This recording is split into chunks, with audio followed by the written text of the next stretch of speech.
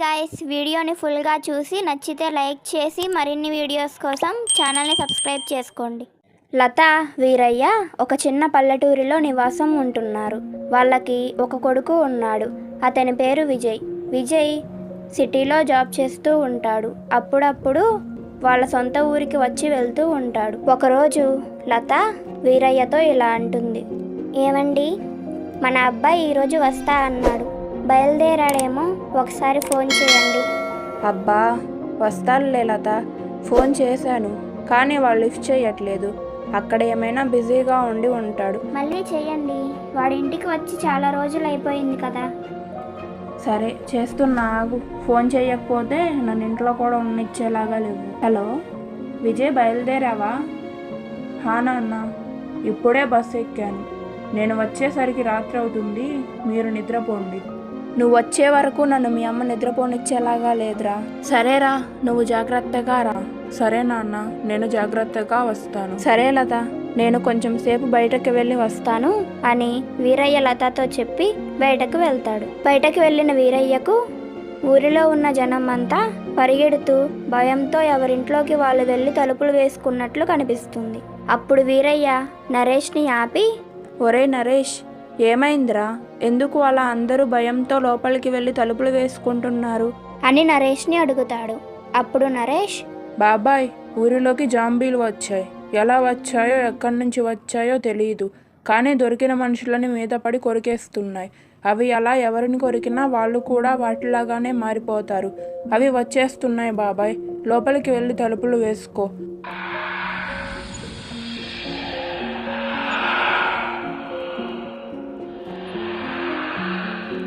వాటి కంట పడ్డామంటే చాలా కష్టం బయటపడటం అని రంగయ్యతో చెప్పి నరేష్ కూడా అక్కడి నుంచి భయంతో వెళ్ళిపోతాడు.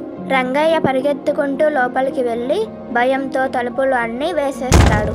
అప్పుడు రంగయ్య దగ్గరికి లత వచ్చి, ఏమైందండి, ఎందుకు అలా భయపడుతూ తలుపులన్నీ వేసేస్తున్నారు అని అడుగుతుంది.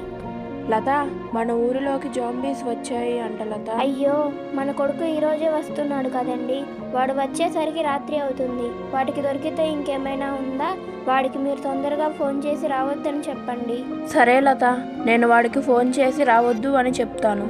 నువ్వేం భయపడకు అని చెప్పి రంగయ్య విజయ్కి ఫోన్ చేస్తాడు. కానీ విజయ్ ఫోన్ కలవకపోవడంతో రంగయ్య లతతో ఇలా అంటాడు. లత, వాడి ఫోన్ కలవట్లేదు. నువ్వు ఏం భయపడకు.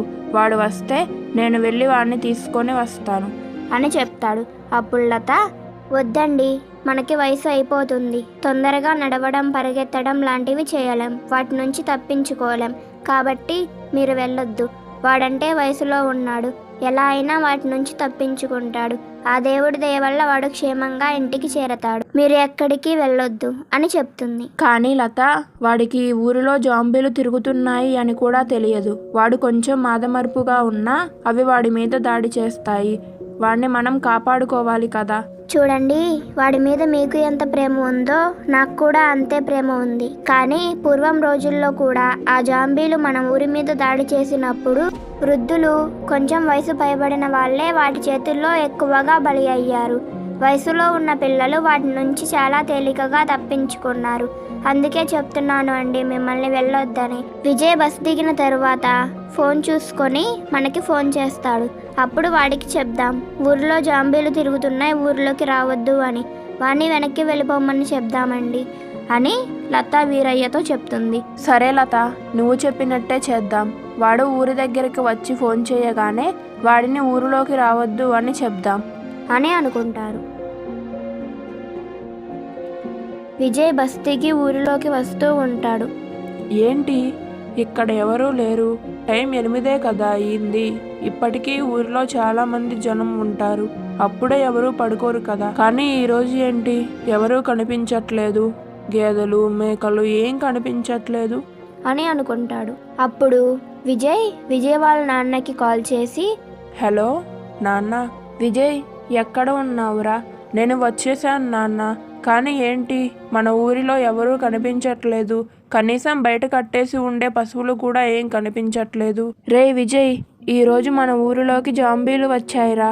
అవి దొరికిన వాళ్ళని దొరికినట్టు కొరికి వాటిలాగా మార్చేస్తున్నాయి. అందుకే మన ఊరిలో ఎవరూ మనుషులు లేరు. నువ్వు కూడా ఊరిలోకి రాకురా, వెనక్కి తిరిగి వెళ్ళిపో. అవి నిన్ను చూశాయి అంటే వదిలిపెట్టవు. ఏంటి నాన్న, జాంబీలా? మరి నాకు ముందే ఎందుకు చెప్పలేదు ఈ విషయం? నేను చెప్దామనే ఫోన్ చేశానురా. పొద్దున నువ్వు ఫోన్ చేసినప్పుడు మాకు కూడా తెలియదు, తర్వాత తెలిసింది. నేను తర్వాత ఫోన్ చేస్తే నువ్వు లిఫ్ట్ చేయలేదు. సరే నాన్న, నువ్వు ఏం భయపడకు. అమ్మని కూడా కంగారు పడొద్దు అని చెప్పు. నేను జాగ్రత్తగా వచ్చేస్తాను అని చెప్పి కాల్ కట్ చేస్తాడు. ఇప్పుడు ఈ జాంబీస్ ఎటువైపు నుంచి వస్తాయో ఏంటో. విజయ్ జాంబీస్ వస్తాయి అని భయపడుతూ నడుస్తూ ఉంటాడు.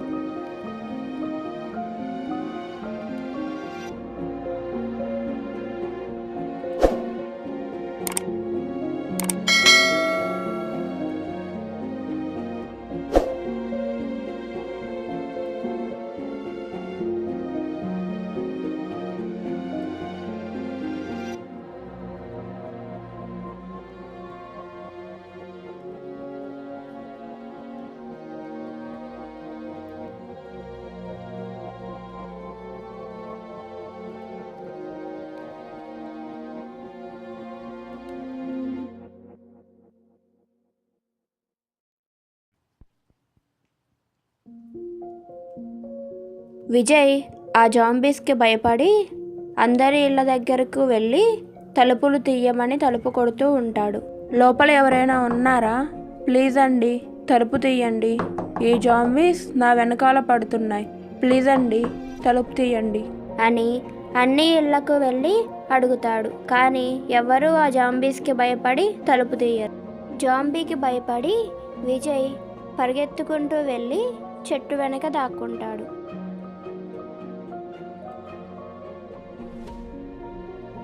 కానీ ఆ జాంబీ విజయ్ వెనకాలే ఉంటుంది.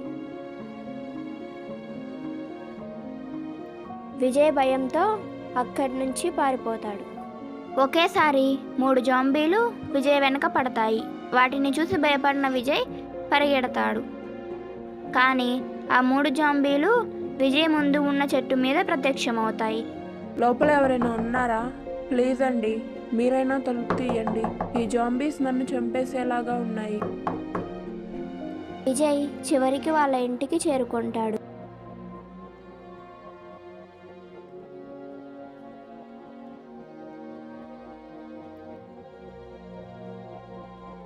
వాళ్ళ అమ్మ నాన్న విజయ్ క్షేమంగా ఉండడం చూసి చాలా సంతోషిస్తారు. నాన్న విజయ్, నీకు అంతా బాగానే ఉందా? మేము చాలా కంగారు పడ్డాం నీకేమవుతుందో అని.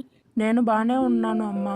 నాన్న, అసలు ఈ జాంబీస్ ఎందుకు మన ఊరిలోకి వచ్చాయి? మనం చిన్నప్పటి నుంచి ఇక్కడే ఉంటున్నాం కదా, కానీ నాకు ఎప్పుడూ కనిపించలేదు. మన ఊరిలో కూడా ఎప్పుడూ రాలేదు, కానీ ఇప్పుడు ఎందుకు వచ్చాయి? బాబు విజయ్, కొన్ని సంవత్సరాల క్రితం ఒక మాంత్రికుడు మన ఊరి మీద ఒక చెడు ప్రయోగం చేశాడు. దాని ప్రభావం వల్ల ప్రతి 30 సంవత్సరాలకు ఒకసారి మన ఊరిలో ఒక రాత్రి జాంబీలు వస్తాయి. నీకు ఇప్పుడు 25 సంవత్సరాలు, అందుకే నువ్వు ఎప్పుడూ ఆ జాంబీలని మన ఊరిలో రావడం కూడా చూడలేదు. సరే విజయ్, నువ్వు ఎలాగో ఆ దేవుడి దేవల్ల క్షేమంగా ఇంటికి చేరుకున్నావు. ఇంకా 30 సంవత్సరాల వరకు ఆ జాంబీస్ బాధ మనకి ఉండదు అని అందరూ సంతోషిస్తారు.